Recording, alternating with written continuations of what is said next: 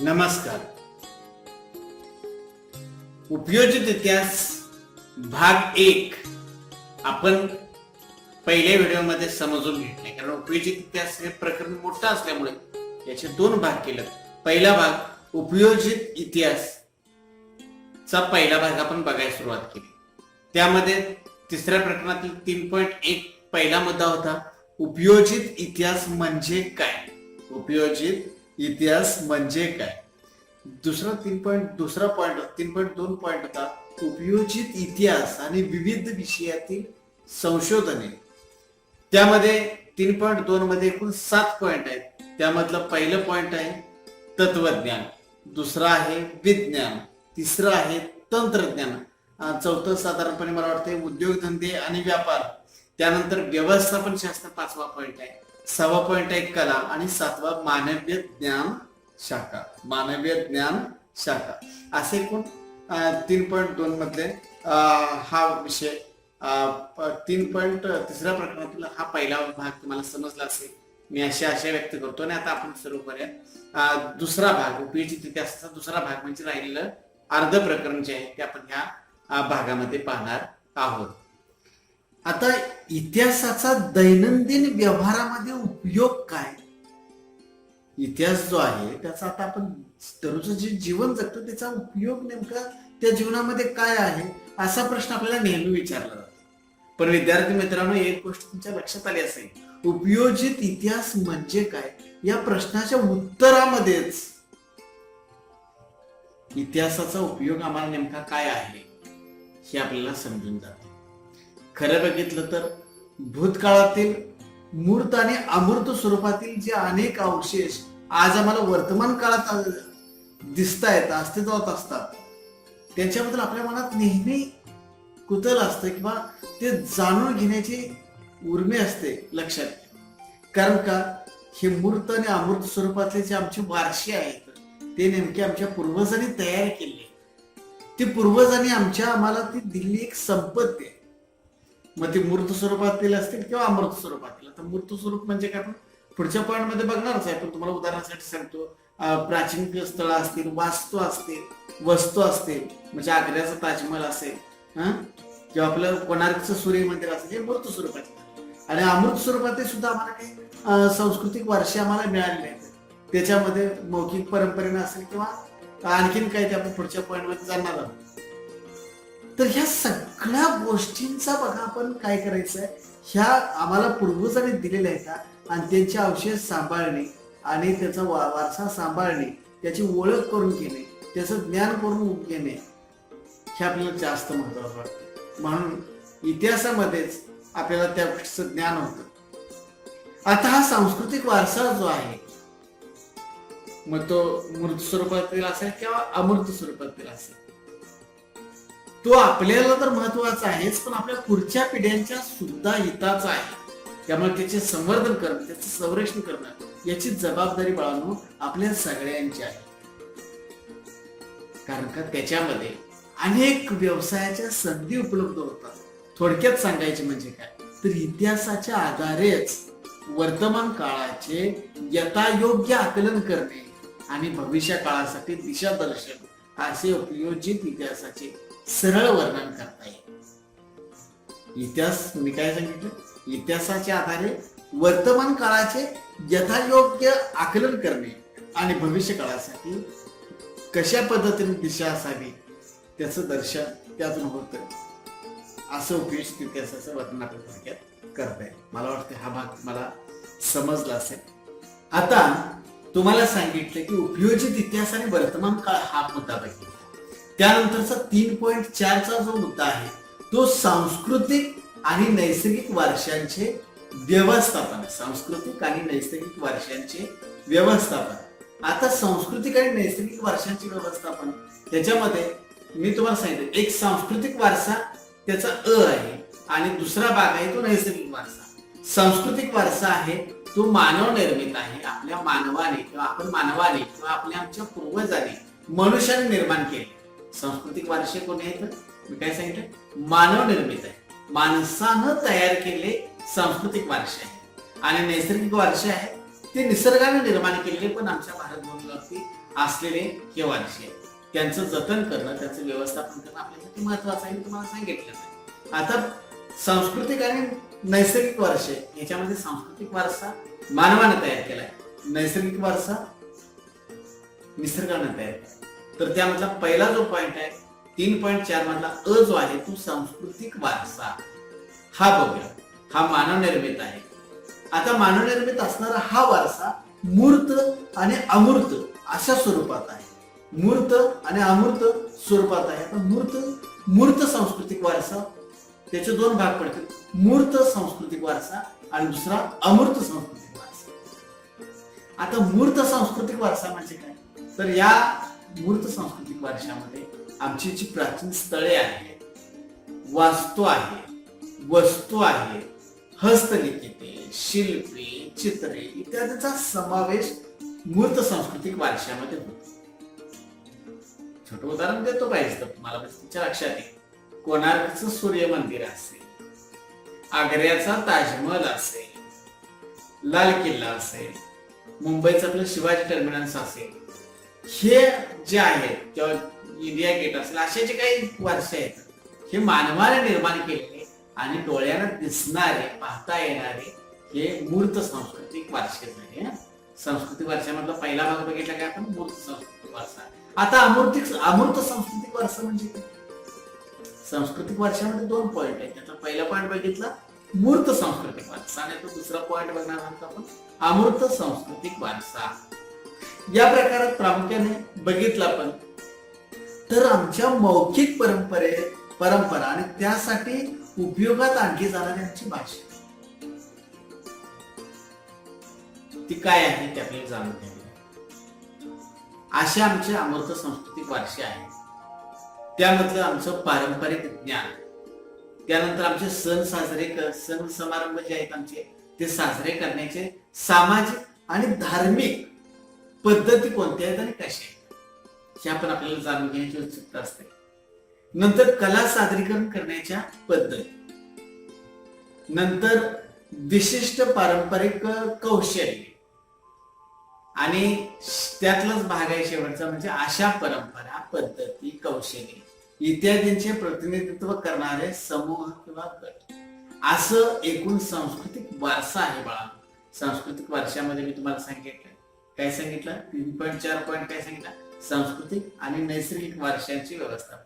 आता सांस्कृतिक म्हणजे मानवाने निर्माण केलेल्या कोणते वारसे आमच्या भारतभूमीवरती आहेत ते आम्हाला बघावे लागतील आणि भारतभूमीवरतीच आमच्यासाठी निसर्गाने निर्माण केलेले जे काही वारसे असतील ते आपण बघणार आहोत. तर त्यामध्ये पहिलं जे म्हटलं मानवनिर्मित असणारे सांस्कृतिक वारसे, त्यामध्ये दोन भाग बघितले, मूर्त आणि अमूर्त. मूर्त मध्ये तुम्हाला मी सांगितलं की प्राचीन स्थळे, वास्तू, वस्तू, हस्तलिखिते, शिल्पे, चित्रे इत्यादींचा समावेश होतो. आणि अमूर्त म्हणजे काय सांगितलं, सण समारंभ साजरे करण्याच्या पद्धती असतील, आपल्या काही मौखिक परंपरेने आलेल्या गोष्टी असतील त्यांचा आपण विचार त्या ठिकाणी केला.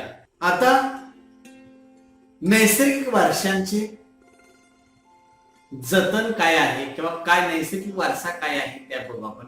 नैसर्गिक वारशामध्ये मित्रांनो प्राणी आणि वनस्पती सृष्टी आणि त्यांच्या अस्तित्वासाठी आवश्यक असणाऱ्या ज्या परिसंस्था आहेत किंवा भूरचनात्मक वैशिष्ट्ये त्यांचा त्यामध्ये उल्लेख होतो. कारण का हे वारसे, नैसर्गिक वारसे सुद्धा आम्हाला जतन करून ठेवायला लागणार असं आहे.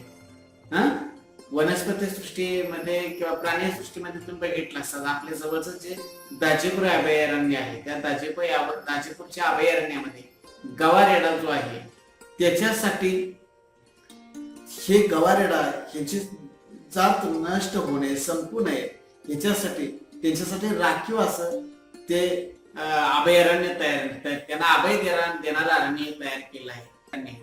वाघ, बिबट्या किंवा चित्ता वगैरे यांच्यासाठी काय अभयारण्य, हत्तींच्यासाठी काय अभयारण्य येतात. म्हणजे त्या त्या भागामध्ये, त्या त्या वनस्पती, त्या त्या भूरचनेमध्ये किंवा त्या त्या जंगली एरियामध्ये तिथल्या भौगोलिक परिस्थितीनुसार तिथं असणाऱ्या प्राण्यांचं समूळ नायनाट होऊ नये, संपू नयेत, तर त्या शिल्लक राहाव्यात. कारण ते आपल्याला जसे उपयोगाचे आहेत तसे आमच्या पुढच्या पिढीसाठी उपयोगाचे आहेत. हे आपल्याला सगळ्यांना निसर्गाने आम्हाला दिलेलं ते वरदान आहे आणि ते वरदान आपण सगळ्यांनी जपून ठेवणं, ती संपत्ती आपण सगळ्यांनी जपून ठेवणं, त्याचं जतन करणं, त्याचं संरक्षण करणं ही आपल्या सगळ्यांची महत्वाची जबाबदारी आहे. की आमच्या युनेस्को या जागतिक संघटनेने काही दिशादर्शक अशी तत्व जाहीर केले की त्या तत्वानुसारच त्या गोष्टींचं आपण जतन करायचं आहे आणि त्याची यादी दिलेली आहे की असे कोणते नैसर्गिक वारसे आहेत, कोणते सांस्कृतिक वारसे आहेत, ते कोणत्या भूप्रदेशात कोणत्या भूमीमध्ये त्यांचं जतन त्या लोकांनी किंवा त्या शासनानं करायचं आहे, ते त्या जनतेनं करायचं आहे. असे जे काही आम्हाला नैसर्गिक आणि सांस्कृतिक वारसे जे आहेत आमचे, त्या सांस्कृतिक आणि नैसर्गिक वारशांचा समावेश युनेस्कोने तर आपल्या यादीमध्ये घातला, पण ह्याचं संरक्षण आणि जतन करायची जबाबदारी जी आहे ते भारतीय पुरातत्व आणि ज्या त्या ठिकाणी ज्या राज्यामध्ये त्या सांस्कृतिक आणि नैसर्गिक गोष्टी येतात त्या राज्यांच्यावरती सुद्धा ती जबाबदारी सोपवलेली आहे. कारण त्यामध्ये इंटॅक्ट हे फार मोठं काम करतं. इंटॅक्ट म्हणजे माहिती आहे तुम्हाला, Indian national trust for art and cultural heritage, अशा स्वयंसेवी संस्था सुद्धा 1984 पासून कार्यरत आहेत आणि सांस्कृतिक आणि नैसर्गिक वारशांच्या स्थळांच्या जतनाच्या आणि संवर्धनाच्या प्रकल्पामध्ये अनेक गोष्टीचे तज्ञ लोकांची गरज आहे. कारण ते तज्ञ लोकच त्या ठिकाणच्या सांस्कृतिक सामाजिक इतिहासाची जाणीव करून देतात, त्याचा अभ्यास करतात आणि त्या सगळ्या गोष्टी माहिती करून देऊन त्याचा प्रचार प्रसार लाभपर्यंत करतात आणि मग त्या गोष्टींचं महत्व आणखीन वाढतं, आणखीन त्याचं महत्व सगळ्यांना माहिती होतं आणि तिथे येणाऱ्या या प्रकल्पांतर्गत वारसा स्थळांचे मूळ स्वरूप न बदलता जतन संवर्धनाची कामे करणे शक्य. म्हणजे ते वारसा स्थळ आहे त्याचं मूळ स्वरूप बदलायचं, मूळ सरकार ते पूर्वजांनी तयार केले, ते पूर्वी होतं तसंच पाहिल्या लोकांना आवडतं. त्याच्यामध्ये डागडुजी शक्यतो केलेली फारशी आवडत नाही आताच्या लोकांना. त्यानंतर बघा पुढची त्यामध्ये येते स्थानिक समाजाचे घडण आणि मानसिकता, त्याच्यापुढे असणारे वर्तमान काळ तुम्ही गावाला स्थानिक लोकांची अपेक्षा यांचा आढावा घेतो. एखादी वास्तू ज्या ठिकाणी आहे त्या ठिकाणचा जो समाज आहे त्याची सुद्धा संमती मिळाली पाहिजे. त्यांच्या भावना कुठं दुखावता कामा नये, त्यांना कुठं वाईट वाटता कामा नये, त्या लोकांना सुद्धा तिथं रोजगार उपलब्ध झाला पाहिजे. त्यांच्यातल्या काही कला असतील तर त्या कलांचा विकास करून त्या स्थळाचं आणखीन महत्व कसं वाढवता येईल अशा अनुषंगाने प्रयत्न केला पाहिजे. मग त्या भागातील लोक ती वास्तू किंवा तो नैसर्गिक वारसा किंवा तो सांस्कृतिक वारसा छानपैकी संवर्धन करण्यासाठी आणखीन मदत करते. कारण त्यांच्या मदतीशिवाय सुद्धा ते शक्य होत नाही. त्यामुळे त्या लोकांच्या कुठेही भावना दुखावणार नाहीत हे सुद्धा आपल्याला बघावं लागतं. 3.5 हा मुद्दा पाहतोय आपण. संबंधित व्यावसायिक क्षेत्रे कोणते ते आपण जाणून घ्या सगळ्याजण. बघा, संबंधित व्यावसायिक क्षेत्रे बघत असताना ही कायदेशीर नियम आणि धोरणे ठरवण्यासाठी आपल्याला इतिहासाचं ज्ञान पूरक ठरते असं म्हटलंय. त्याच्यामध्ये बघा संग्रहालय आणि अभिलेखागार हे महत्वाचं आहे. ऐतिहासिक स्थळांचे जतन आणि संवर्धन करणारे ही गोष्ट महत्वाची आहे. तिसरं आहे ते पर्यटन आणि आतिथ्य ही गोष्ट महत्वाची आहे. चौथं आहे मनोरंजन आणि संपर्क साधन. यातील प्रत्येक क्षेत्राच्या व्यवस्थापनासाठी विशेष कौशल्य प्राप्त असलेल्या मनुष्यबळाची आवश्यकता. मनुष्यबळ पाहिजे पण त्याला कौशल्य प्राप्त असणे पाहिजे. उदाहरणार्थ आता एखादी वास्तू आहे बांधलेली, मंदिर आहे, प्राचीन मंदिर आहे, तर ते प्राचीन मंदिर, त्या मंदिराचे असणारे खांब, त्याच्यावरती तयार केलेल्या ज्या काही गोष्टी असतील, कोरलेल्या ज्या काही गोष्टी असतील, त्याच्यासाठी स्थापत्य विशारद आणि अभियंता यांचा महत्वाचा भाग आहे. इतिहासकार त्या ठिकाणी महत्वाचे आहे, पुरातत्वज्ञ महत्वाचे आहे, संग्रहपाल महत्वाचा आहे, समाजशास्त्रज्ञ महत्वाचा आहे, अभिलेखागार व्यवस्थापक महत्वाचा आहे, कायदे तज्ञ महत्वाचा आहे, छायाचित्रण तज्ञ महत्वाचा आहे, म्हणजे फोटो काढणार. ही यादी बाळांनो एवढ्यावरती संपत नाही. कारण प्राचीन स्थळे, वस्तू यांच्या ऐतिहासिक पार्श्वभूमीचे सर्व तज्ञांना पुरेसे ज्ञान आवश्यक आहे. तज्ञ आहे पण त्या तज्ञांना त्या गोष्टीतलं सगळं ज्ञान असणं गरजेचं आहे. उपयोजित इतिहासाच्या क्षेत्रातील प्रकल्पामध्ये वर उल्लेख केलेल्या क्षेत्रामध्ये व्यवसायाच्या अनेक संधी उपलब्ध आहेत.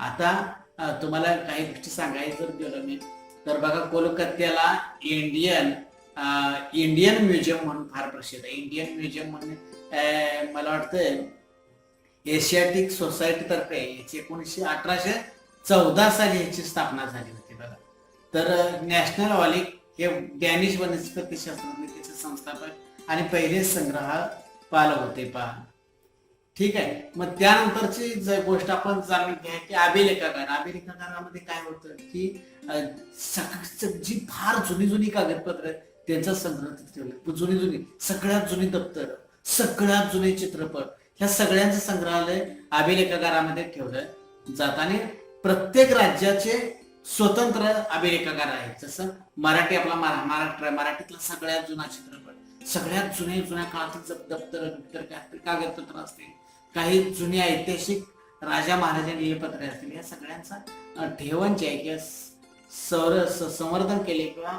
संग्रह करून ठेवलाय तो अभिलेखागार कार्यालयामध्ये ठेवलेला आहे. ठीक आहे. मात्र अशा पद्धतीनं आपण बघितलं की ऐतिहासिक कार्यक्षेत्र फार मोठं आहे बाळांनो, आणि ह्या कार्यक्षेत्राचा उपयोजित इतिहास आपल्याला काळ असेल. कारण ह्या नैसर्गिक वारसे, सांस्कृतिक वारसे यांची जतन करण्यासाठी समाजामध्ये एक प्रकारची जाणीव जागृतीची मोहीम आखणं गरजेचं आहे. समाजाला अशी जाणीव करून देणं गरजेचं आहे आणि त्यातून उद्योग व्यवसायांच्या संधी कशा उपलब्ध होतील ते पाहणं गरजेचं आहे. आहेतच, फक्त त्या गोष्टी मला माहिती झाल्या तरी सुद्धा उद्योग व्यवसायाच्या अनेक हजार संधी आपल्याला त्यामुळे मिळतील, माहिती होतील.